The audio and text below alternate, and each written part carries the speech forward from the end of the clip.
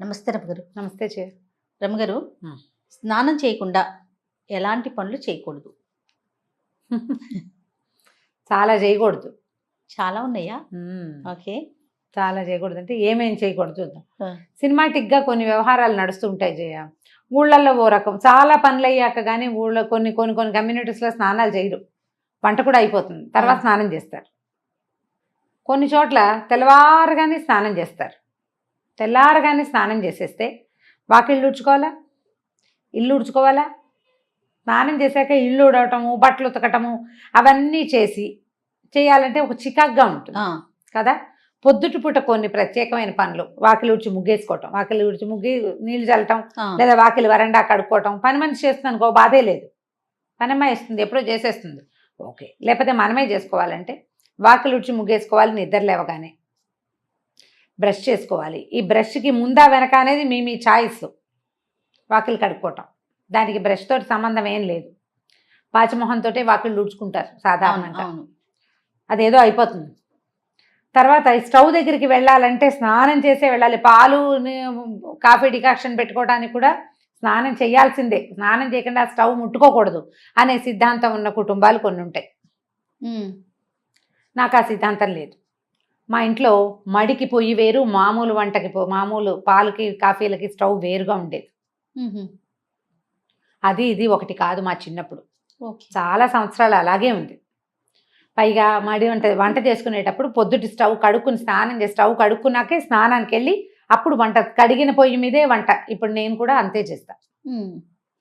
Stove వంట ముందు stove తుడుచుకోవటం నాకు అలవాటు. ఇప్పుడు ఇలా సిద్ధాంతంగా చెప్పలేకపోతాం. వాళ్ళ ఉద్యోగాలు, వాళ్ళ అవసరాలు, పిల్లల స్కూళ్ళు, మగవాళ్ళ ఆఫీసులు, వీళ్ళ సొంత ఆఫీసులు, వాళ్ళ ఇంట్లో ఉన్న పెద్దవాళ్ళు, ఇంట్లో ఏదైనా దేవతార్చన ఉంటే అక్కడికి వంట అందించటము, అన్నం వండేసి పొద్దున్నే దేవతార్చనకి ఇవ్వటము, ఈ బోల్డ్ వ్యవహారాలు ఉంటాయి కదా, దాన్ని బట్టి చేసుకుంటారు. స్నానం చేయకుండా దేవతార్చన చేయకూడదు, దీపారాధనలు చేయకూడదు, దేవాలయానికి వెళ్ళకూడదు, ఇతరుల ఇంటికి వెళ్ళేటప్పుడు స్నానం చేయకుండా వేరే వాళ్ళ ఇంటికి వెళ్ళకూడదు. మనం పక్కింటికి కాఫీ పొడప్పుకి అయితే పర్వాలేదు, ఓకే. కాఫీ పొడప్పు అయితే, కాకపోతే పొద్దునే వాళ్ళు ఎవరైనా పిలిచారు, వాళ్ళు స్నానం వచ్చాక చేద్దామని వెళ్ళకూడదు. వాళ్ళ ఇళ్ళ నుంచి వచ్చి స్నానాలు చేయకూడదు, అది తప్పు. ముచ్చట్లకి అట్లా వెళ్ళకూడదు అంటారా? ముచ్చట్లకైనా, ఏదైనా తాంబూలం తీసుకోవటానికైనా, ఎవరైనా గబుకొని మనకు అవసరం వచ్చింది ఏదో తెచ్చుకోవటానికైనా, ఒట్టి కాఫీ పొడి గురించి కాదు, కాస్త పెద్ద వ్యవహారాలు. ఎండెక్కాక స్నానం కాకుండా కొంచెం పొద్దెక్కక ముందే స్నానం చేయటం మంచిది. ఎవరైనా కూడా ఆరోగ్యం. బయటికి పనుల మీద వెళ్ళే వాళ్ళు స్నానం చేసి వెళ్ళాలి ఖచ్చితంగా. స్నానం చేసి దేవతార్చనో లేకపోతే ఒట్టిగా దేవుడికి ఒక నమస్కారమో చేసుకోవాలంటే స్నానం చేసి వెళ్ళాలి. ఎప్పుడు కూడా ఇంట్లో నుంచి బయటికి వెళ్ళేటప్పుడు, సాధారణంగా బయటికి వెళ్ళటానికి కాదు, పని మీద వెళ్ళేవాళ్ళు స్నాన నియమం ఉంచుకోండి. ఒకవేళ మీకు అలాంటి నియమం లేనట్టయితే దీన్ని యాడ్ చేసుకుని చూడండి, మంచి పాజిటివ్ రిజల్ట్ కనపడుతుంది. రాత్రికి స్నానం చేస్తాం అంటారు, రాత్రిపూట స్నానం చేసి పడుకుంటారా? రాత్రిగా స్నానం చేసాం, పొద్దునే స్నానం ఎందుకు, అది మొహం కడుక్కుని వెళ్ళిపోతారు. స్నానం చేయకుండా కార్యాలయాలకి వెళ్ళకూడదు. ఒకటి, లక్ష్మీదేవి సహించదుట వీటిని. ఓహో, అది యాడ్ చేస్తే తప్ప మనం పని చేయము. మరి సూర్యోదయం అయ్యాక స్నానం అనేది మన నియమం. రాత్రిపూట స్నానం అసలు ఆరోగ్యమే కాదు. ఎండాకాలం చెమట్లకు ఉండలేక ఏదో 8, 9 నీళ్ళు పోసుకుంటాం, కానీ అసలు రాత్రిళ్ళు స్నానం హెల్దీయే కాదు, చాలా బ్యాడ్ హెల్త్. సాయంత్రమే చీకటి పడుతూ ఉండగా స్నానం చేయొచ్చు. రాత్రిళ్ళు పడుకునే ముందు అన్నాలు తినేసి పడుకునే ముందు చెమట పోస్తుందని ఓ బకెట్ నీళ్ళు పోసుకుని పడుకుంటారు చూడు, వీళ్ళకి వాతపు బాధలు అధికంగా ఉంటాయి. ఆయుర్వేద వైద్యులు వద్దని చెప్తారు. రాత్రిపూట స్నానం చేయకూడదు, గర్భవతులు చేయకూడదు, బయట పీరియడ్స్లో ఉన్న వాళ్ళు చేయకూడదు, తర్వాత డెలివరీ అయిన వాళ్ళు, కొత్తగా డెలివరీ అయిన వాళ్ళు, పిల్లలకి పాలిచ్చేవాళ్ళు, వృద్ధులు, మెనపాజ్లో ఉన్నవాళ్ళు, తర్వాత ఏమో ఒళ్ళు నొప్పులు అవి బద్ధకము హెచ్చుగా ఉండేవాళ్ళు రాత్రిళ్ళు స్నానం చేయకూడదు. ఇంకెవరు మిగిలేరు? అదే కదా కదా, అందరినీ చెప్పేసాం.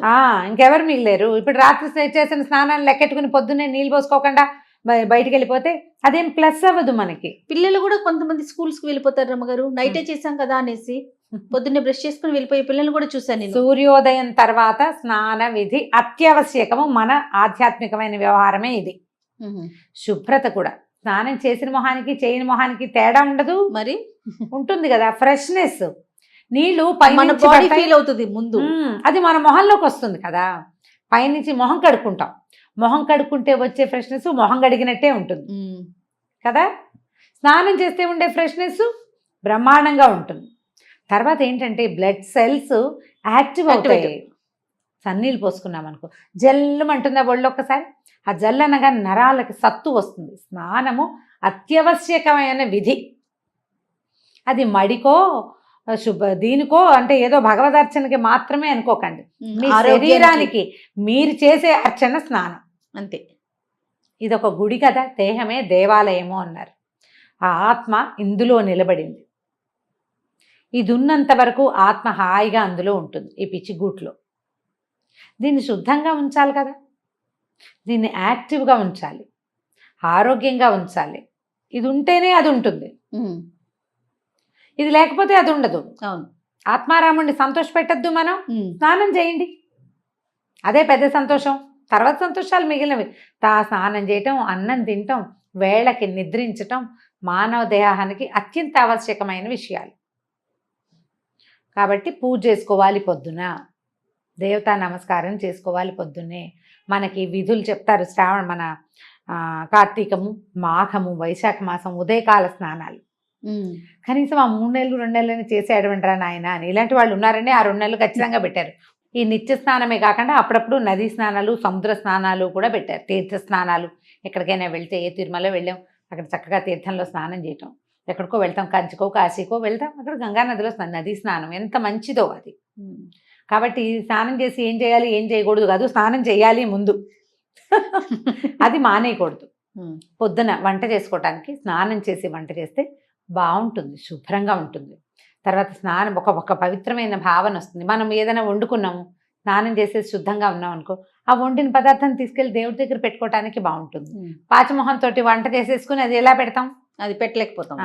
నేను టిఫిన్ ఏర్పాటు చేస్తాను అని లాస్ట్ టైం ఒక వీడియో చేస్తే, స్నానం చేయకుండానే టిఫిన్ చేస్తారా అని ఒకళ్ళు అడిగారు నన్ను.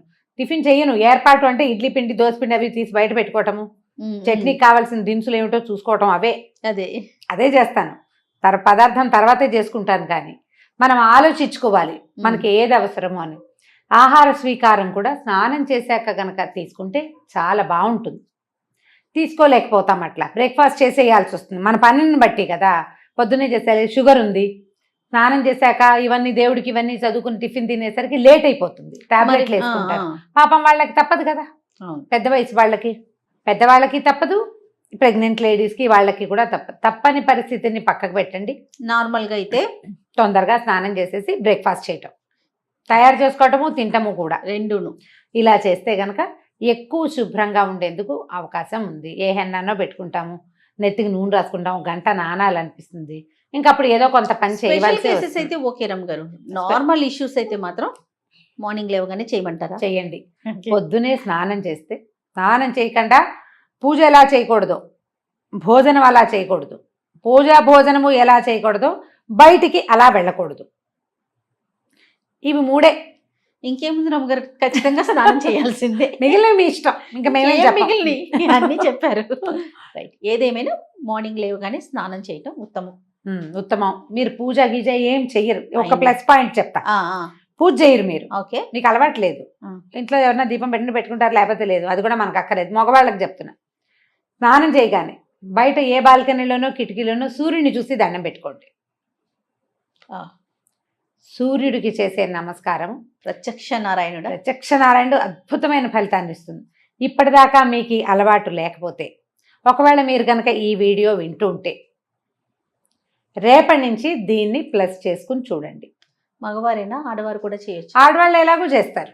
ఓకే, మీకు అలవాటు లేకపోతే అని చెప్తున్నాను. మీ ఇంట్లో అంటే దీపం, అమ్మాయి దీపం పెట్టుకుంటుంది, అతనికి అలవాట్లేదు, అతనికి ఒకవేళ అసలు మన ఇంట్లో దీపాలే లేవు, ఇది జాతి విచక్షణ లేదు. ప్రతి ఒక్కరు అసలు పూజలు గీజలు చేయరు, మీరేదో ప్రార్థన చేసుకుంటారు, మీ విధానాలు మీకున్నాయి. అయినా కూడా మీకు సూర్యుడు అవసరమే కదా, సూర్యుడు అందరి వారుడు కదా. స్నానం చేసి సూర్యుడిని చూడండి పొద్దున్నే, బిఫోర్ 9 చేయండి, చాలా మంచిది. మీకు ఆ సూర్యుని చూడడానికి నచ్చింది అనుకోండి, కాసేపు కళ్ళు మూసుకుని అక్కడే నుంచోండి, ఆ సూర్యకిరణాలు పడేలాగా. ఇంకా సూపర్. ఒక 21 డేస్ చేసి మీలో ఏ మార్పు సంభవించిందో హోల్ హార్టెడ్గా ఇంకొకళ్ళకి చెప్పండి. నేను ఇది చేశా, స్నానం చేసి సూర్యుని చూశాను. ఏం జరిగింది రమ్మగారు? చెప్పండి, ఇలా చెప్పండి అంటున్నా. మీరు చెప్తున్నారేమో.